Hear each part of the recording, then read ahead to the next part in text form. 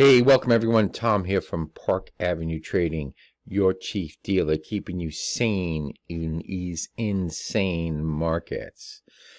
Going to go over today what the levels should be for some price action to either reverse off of or break through and continue. Now, if you followed yesterday's video, you should have made a lot of money yesterday. I mean, told you sell rallies in sterling yen, sell rallies and euro yen. Also said that the breakout in cable should be 130, 160. That was a false breakout, but it didn't really cause too much damage. I'm going to start off with sterling dollar. But before I do that, please, if you like what you see, like and smash the, no, wait, is it? It's smash the like button and be sure to subscribe. Don't forget to go over to Park Avenue Trading and get yourself a free ebook. It's not like anything else you've ever seen out there. All right, so sterling dollar. I've been waiting for this break of 130, 160 for like, I don't know, 3 days. It finally happened, and I went for it. Okay, I bought it at. It came up to 131. 75-ish, and the point that I was interested in was the 60, right? So market came down like right to here, what 131. I actually bought it at 50. I thought I was really doing pretty well when I bought it at 131.50. I put my stop at really 131.44 because it should not have done this. So by it doing this, there was still some sellers in the marketplace, and obviously they overcame the bulls, and this is a perfect head fake trade. And I'll go over head fake with you guys, but it's a very simple technique. But the true support comes in sterling dollar today at 131.06, 131.05, 131 the figure. It's got to stay above that level in order for it to be able to push through. Now it's all in dollar yen again. It's all dollar yen. And it's the cross. So they took the cross from 193 recently, right back down to 188. Last night I think it was 188.20, 25-ish. I was short sterling yen. Got a good piece of that move. It was great. I needed it. I was getting chopped up a little bit here and there. Not really losing any money, but really demoralized. And I said it in another video where what pains me more than anything is having a system and then I override my system, and that's more painful than actually taking a trade with the system and having a loss. And the funniest thing about trading is that there are times that you don't get rewarded for doing the right thing, and there are times that you get rewarded for doing the wrong thing. And this is what creates the psychological problems with people, is because there is no rules, right? I mean, if you follow the rules, you could lose, and you did what you were supposed to do. So, and then sometimes when you kind of bend the rules and you don't follow the rules, you get rewarded for that. I'm going to tell you, for 30 years experience, it's always best follow your trading rules, because if you follow your rules consistently and you do have an edge, you will make money.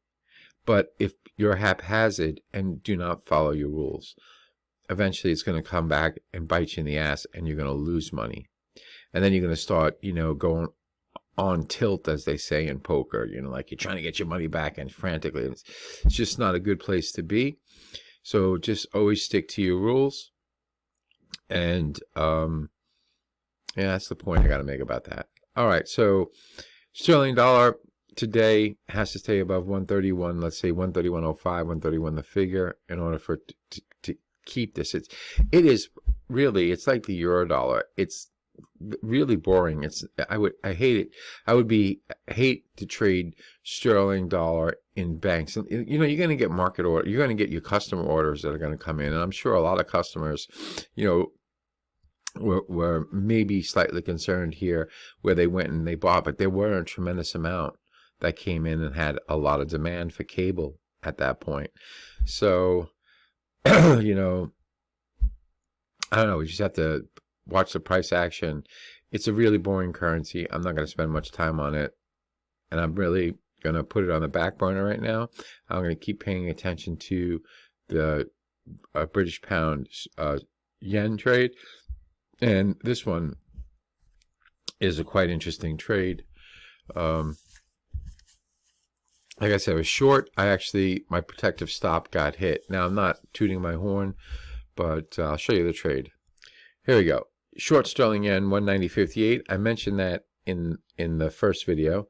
I had my stop at 190.80. When I said in the video I was going to move it to break even, I didn't. I just left my stop alone. Here's my mistake. My mistake was taking this piece off. I took 1/3 off at 189.50. Okay, that was like a good amount of our value. Now, as a professional trader, I know that you really should not trade with targets. You should just let the market go. But there are, so many times that the market goes down and then reverses back up and goes right to, say if you move, if I would not have taken my stop off and I put my stop at break even, I don't really know the price action. I know that I was safe at 190.80, but there's so many times I can go down to 63, pop right back up, go right back to like 190.90 and then back down, So, but really, professional traders actually don't trade with targets. And this wasn't not so much a target as it was I had an area of congestion there at like the 63 level and right around 50. So 1/3 off, 1/3 off, and then kept 1/3 on. Now, as the trade progressed, I put my stop at 189.97. Then here I go. Yeah, I remember I was talking about this. I went long sterling dollar at 131.50. I put my stop at 131.44 because that's how unconvinced I was of the upward move. I was looking at it with a side eye going, this surely should not have broke down below 55.60. It should have came down to that level, bounced, made a new high, maybe 90, came down again, went to like 63, 58, 60, then boom, back up, and then eventually should have been able to break the 132 to figure. That's the price action in my head that I was looking for. Once I saw that it was a false breakout, really, I was actually contemplating thinking, I should go short. Maybe I can get it back down at 131.10. I just didn't pay attention to it, so I moved on and stayed with my short sterling yen trade. Now, I moved my stop down last night to 188.68, and it got hit. So I'm out of sterling yen right now. I have no positions on. And so what about sterling yen? Well, there's support at 188.16 right now. It's coming in at 188.16. And let's go to the chart. Hang on one second. Okay, as I was saying, there's support at 188.16 right now. The resistance is coming in right at the top of this bar right here, 189.25. Now, as you notice, we're beginning to start a nice little pattern here where it could possibly potentially be an M, or maybe even, if you look at it this way, it could be a W, right?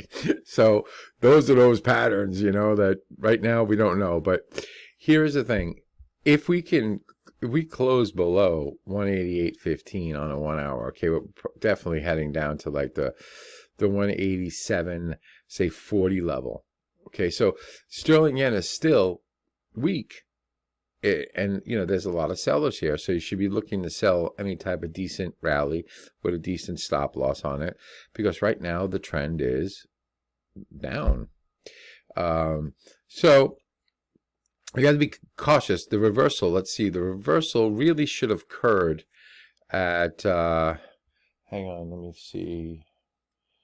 188, actually 91. So it did break that, but it failed. So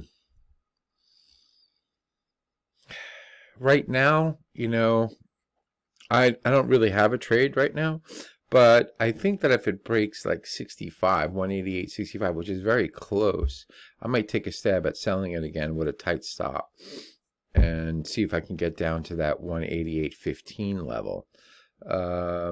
Stop would probably be, I'd probably put my stop at, if it broke 65, I'd have to put my stop at like 180, right at the high, like 189.33, because I'd be trying to go for the big move. But again, you got to watch that dollar yen. That dollar yen is the key to this whole thing. So you got resistance at 189.32. You got your first level of support at 188, say 16. We're kind of right in the middle. Not much happening. Like I said, if it broke like 60, 65, I'd start looking at the price action and maybe look to sell the market with a stop, at 189.32. Right now, like I said, I don't have a trade. I don't want to force a trade. But when I do these videos, I feel like I gotta give something for some people to get some insight. I gave you some really great insight in the last one, so I should take, solace in that, gave you some good points to sell and buy. And if you had followed, it was 200 points. I even said if it broke this level, it's going to be a windfall. And it was a windfall. Really, it was a nice trade. So let's move on to good old Euro Yen. Euro Yen, man. Let me check that one out for you.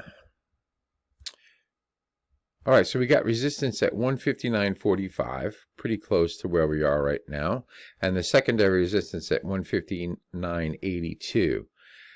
Man, if this came up in here, I would definitely be looking to sell this up in here with the stop at like 160.20, something like that. I think it'd be a gift. I think that the yen again is gaining, the prominence of like, go hide in Asia right now because everything else just totally sucks. Right now, at this minute, things can change in a heartbeat with this market. Also, there's support at the low bars close on this 1 hour. I'm just using the low bars close, 158.74. If it breaks that, closes below that, and then the queen confirms, then this thing is going back down to 157.90-ish. So there you have the update. I hope it helps. If you have any questions, please leave them in the comments. If you have any requests for me to do another currency, please leave them in the comments. I want to interact with you folks. I'm really enjoying doing this. I hope that you enjoy it as much as I enjoy doing it. Please head on over to Park Avenue Trading. Get yourself a free ebook. Get on the email list. If you want to trade with me live, join the trading room. I'm there. I'm here all bloody, well, I'm not here all bloody day. I'm here at certain times. But if you were in the trading room, I would be there hanging out with you. We could have conversations, talk, share ideas, me give you my 30 plus years insight. Don't forget, enjoy the party. Dance near the door. Cheers.